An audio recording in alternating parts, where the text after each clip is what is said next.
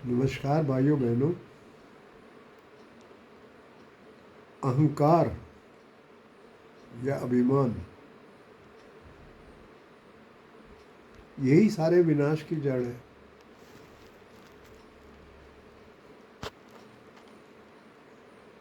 आप आध्यात्मिक ज्ञान से भरपूर हैं, ये भी अभिमान पैदा कर सकता है, कांटा बन सकता है।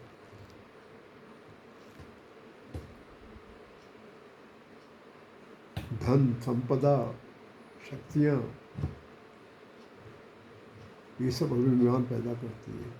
इसी अभिमान के कारण वो दुख उठाते हुए भी दुख का कारण नहीं समझ पाता।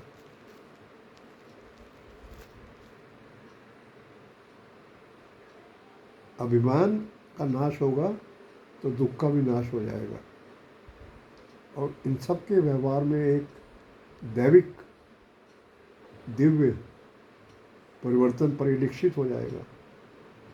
ये अभिमान रास्ते में खड़ा हो जाता है। यहाँ तक कि आपने कोई अच्छा काम भी कर दिया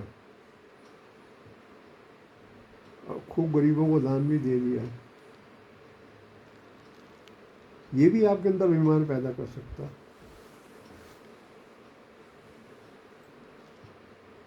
तो अपनी डगर को साफ साफ समझ लो, राह को।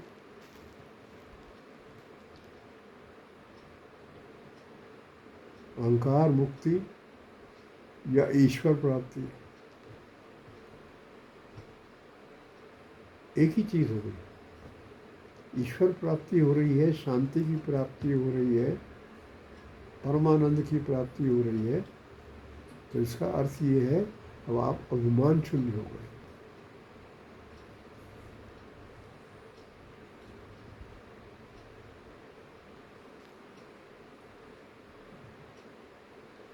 एक ऐसा व्यक्ति के, ज्ञानी व्यक्ति का वर्णन आता है, ईश्वर चंद्र विद्यासागर शायद नाम था, बंगाल के, बहुत पुराने टाइम की बात है, तब मैं पैदा भी शायद न हुआ हूँ। इतना अभिमान शून्य था उनका कि वो प्लेटफॉर्म पे खड़े हुए थे, गाड़ी का इंतजार कर रहे थे, साधारण कपड़े पहने हुए थे, तो किसी यात्री ने उन्हें कुली समझा और अपना बक्सा दिया, इसको जो है लेके चलो, अभी ट्रेन आने वाली है, मुझे डब्बे में बैठाना। उन्होंने उसका बक्सा उठा के सिर पे रखा, और चूँकि उन्होंने भी जाना था, और तो वहाँ उनको बैठा दिया, और तो वो भी आसपास थोड़ी दूर पे बैठ गया। तो उसने पूछा कि आप तो कुली हैं, आप भी क्या यात्रा कर रहे हैं? उसने कहा नहीं, मैं यात्रा करने की ही प्रतीक्षा कर रहा था आपकी तरह।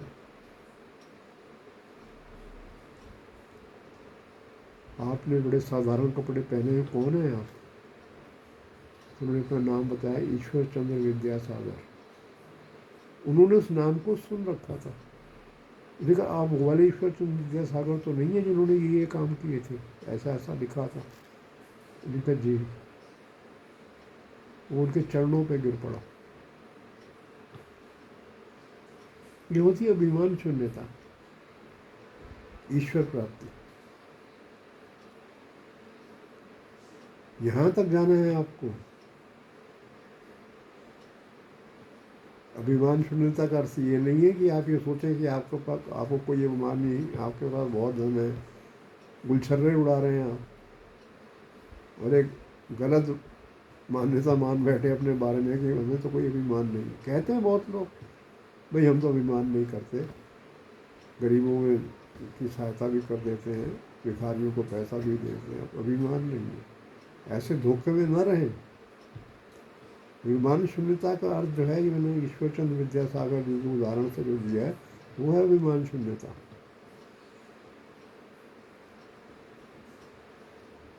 बड़े नामी आदमी बंगाल के थे वो।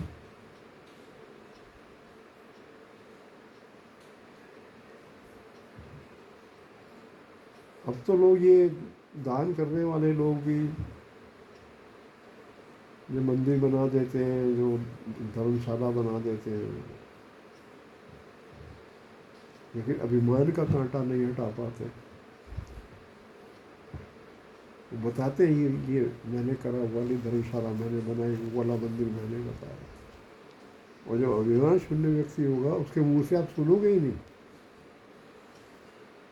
कभी किसी को पता ही नहीं चल पाएगा कि ये काम इस आदमी ने किया। उस अभिमान शून्यता की बात कर रहा हूँ जहाँ से जीवन के आनंद की लहर शुरू होती है। कड़वा सत्य है, लेकिन सत्य यही है। इसी को पकड़ना होगा। आपको अन्य कोई उपाय ईश्वर ने नहीं दिया कि आप संसार का सुख भी भोगे, कुछ दान भी दे दें, अभिमान को ही पाले रहें और आनंद, आत्मानंद आपको मिल जाए। नहीं, चौथी चीज़ नहीं मिलेगी। बाद में चौथी चीज़ के बदले दुख मिलेगा। चाहे आपने दान भी किया है, चाहे आपने अच्छे काम भी किए हैं, स्कूल बनाए हैं, लेकिन ये अभिमान शून्यता नहीं है तो आपको आत्मा आनंद,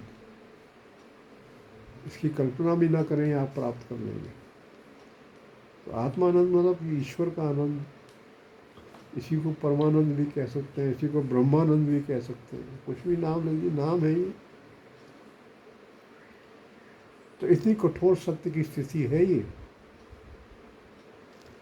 लेकिन ईश्वर ने इसके अलावा कोई विकल्प ही नहीं दिया। आप कहाँ जाओगे? आप एक हाथ में धन भी रख लो और दूसरे हाथ में आनंद भी रख लो। ईश्वर ने ऐसी व्यवस्था नहीं दी है, ये व्यवस्था उपलब्धि नहीं है।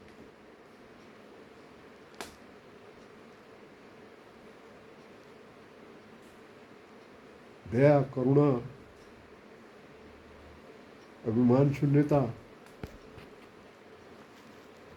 तब आप ईश्वर के रूप में ही आ जाते हैं। आप ईश्वर के स्वरूप में ही आ जाते हैं। फिर आप नाचने लगते हैं चैतन्य महाप्रभु की तरह, मीराबाई की तरह, और ऐसे संत हुए। तब वो नृत्य आता है भीतर से, रोम रोम नाचने लगता है। वही जीवन की वास्तविक और अंतिम बेला हो। नहीं तो आगे पता नहीं मरने के बाद क्या स्थिति होती है, उसमें मैं वर्णन नहीं करना चाहता। आज का विषय नहीं है मेरा। कहाँ कहाँ क्या क्या कठिनाइयाँ उसके बाद भी हो सकती है, तो इस पैरा का विषय नहीं है। वो फिर कभी। धन्यवाद। जय राधा कृष्ण।